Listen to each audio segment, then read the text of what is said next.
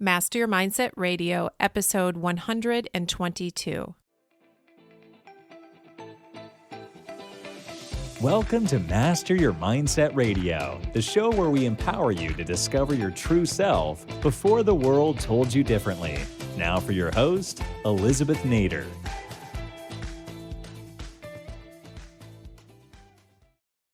Hi friends, I'm back here to give you some little nugget of wisdom if I can, something to help you in your day, help you in your week, and this episode is no different. I've been thinking a lot about motivation and how we prioritize those things in our life that we need to do and how we get things done.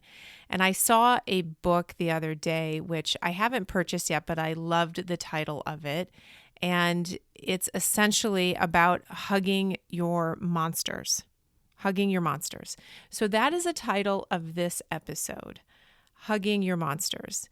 The other day, someone texted me and said, "How are you doing?" I said, "I'm slaying dragons and hugging monsters." And they thought to themselves, I'm sure that I'd lost my mind, but my friend then said, "What do you mean?" And I said, "Well, I'm slaying dragons because there are a lot of forces against what I'm trying to do, and I'm getting rid of those, but I'm also hugging my monsters because I'm actually leaning into the most difficult things." So that's the title of today's show, Hugging Your Monsters, and I want to explain what that really means. This is all about getting the hard things done first.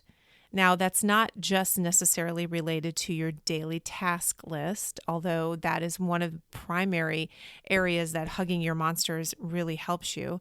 But it's about those things in your life that you're putting off, the difficult things, the difficult conversation, the difficult subject that you have to broach with someone, the difficult task you have to complete, the difficult phone call, the thing that you know you need to do, but you keep putting it off, the most difficult item. Now, let's take this down to a daily task situation, because this is how you're going to use this every day.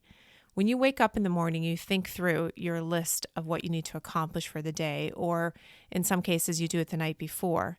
Look at that list, whether you write it down or it's in your head, and pick the thing that is most difficult. Pick that thing which you're not sure if you're going to succeed at, or you don't really want to face because it's a hard conversation or a difficult task, or it's something that you've been putting off, and make that first. That's your monster. Hug your monster. Lean into it. Do that thing first, because that is the thing that is in the back of your mind anyway while you're doing everything else. That is the thing that is really pulling a lot of motivation from you while you complete other tasks that are not as important, not as critical, but yet you can complete easier. So you put off the monster, right? You put off the difficult one. So the concept is, when you look at your daily tasks, is to hug your monster, to force yourself to get done that thing that you've been dragging with you day to day, that thing that's difficult, that thing that's the hardest thing you have to do all day. And you know what happens if you get that done?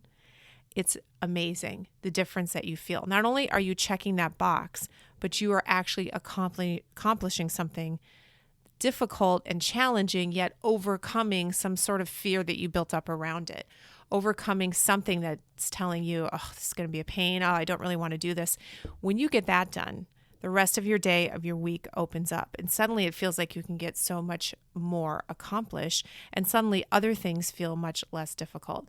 So that concept, as it relates to daily tasks, I think is a great mindset to have, and it's freeing, and it's a fabulous way to prioritize those things that you have to do, is to get that monster addressed, to hug your monster, to lean in the difficult thing. But generally in life, beyond just even your daily task list, what are the things in your life, emotionally, in relationships, spiritually, whatever they are, that you've been putting off? Things that you know are difficult, you don't want to address them, you don't have the answers for them, so you think about them a lot. They take up a lot of your brain cycles. They take up a lot of your inner monologue, but you don't address them.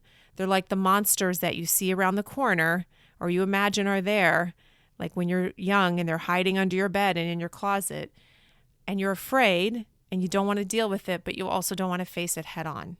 So that's where we need to hug our monsters. And the other part of the concept is those things in your life that you're dragging with you month to month, year to year, those difficulties, those challenge. These are the things that you have to face. And it's really about facing fears. We're calling it hugging your monster because it's a great visual and a great way for you to approach your daily life. But overall in life, it's really about facing fears. And there's a concept that if you expose yourself to the fear over time and gradually and repeatedly, stepping into that fear, stepping into feared situations until that anxiety tends to abate, until you feel less fearful, is a way that you face fears and take the power away from them. So those things that have become monsters in your life that you keep putting off, if you turn and face them, they're not as bad as you think. We always create them bigger in our lives than they actually are, bigger in our heads than they actually are. So the idea of turning and facing those monsters, facing those fears, and actually embracing them, leaning into them, is the best way to dissipate them. Let me give you an example. If you're afraid of public speaking, many people are, if that's a fear for you, what do you think the best thing you can do is? To embrace that monster, to do a ton of public speaking, to do as much as you can to get used to it, to lean into that fear, to lean into it and make it less powerful, to hug that monster. That's an easy example of how we face our fears, dissipate them, and take the power away from them. And suddenly that monster is not as scary as it was. So hugging your monster is also a concept that you can share with your kids. I think it's a great way for them to understand that rather than run from something that they're afraid of, you should approach it and tame it. Because when it's only in your head, it's worse than it really is. And remember that fear and faith are both belief in something that hasn't happened yet. So you can choose either one. You can choose to be afraid of that monster and make it bigger than it is, or you can choose to have faith and believe that it's no big deal, that you can step into it, that you can lean into it, you can hug that monster, that you can address that concern, that fear, that you can do something about it, and it will lessen its hold on your life. And if you do that, you're going to retrain your brain. And we talk a lot about that, about neuroplasticity in your brain and your thoughts and your negative thoughts and those things that hold you back. And if you lean into a fear, if you embrace a monster, you start to change the way your brain is wired about that issue or that problem or that challenge. Suddenly now your brain is getting positive feedback saying, wait, that wasn't so bad. Oh, I can do that. Or this is something that I can address successfully. This is something that isn't as scary as I thought it was. I'm willing to try this new experience to change the way I think of this situation. And you form these new connections in your brain and you retrain your brain. You can do that at any age. So this is about breaking patterns in your life. This is about really living a more fulfilled life. This is about overcoming fears, facing difficult things, taking action, embracing it, right? Hugging that monster is taking action, whether it's a daily task list or it's a big emotional issue, relationship issue in your life, whatever it is, something that you're afraid of, a phobia, taking action. When you hug the monster, when you choose to do that, when you hug the monster, you will not only be satisfied and gratified that you did something difficult and you faced it head on, but there is also the deeper satisfaction of personal growth. And suddenly that monster becomes a teddy bear because nothing is as scary as it seems from a distance. It really isn't.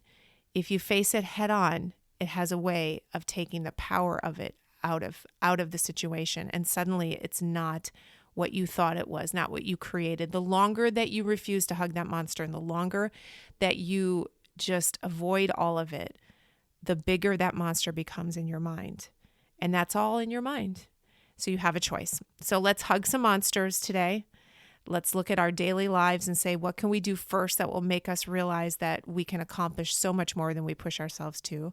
And getting those things off our list and making us feel so satisfied that we can do something more difficult, but also those things that actually make for a better life, those things that make for a better relationship, those things that you need to address that really have no place in your life growing as these monsters in the dark corners. Hug those monsters, turn them into teddy bears. Hope that helps somebody. Talk to you guys soon. Thank you for listening to Master Your Mindset Radio. Before you go, please visit elizabethnader.com to learn more about the Mindset Maven and how she is guiding high performers to map their mindset to their message so they can effectively express who they are and why their ideas should win. Looking forward to seeing you online.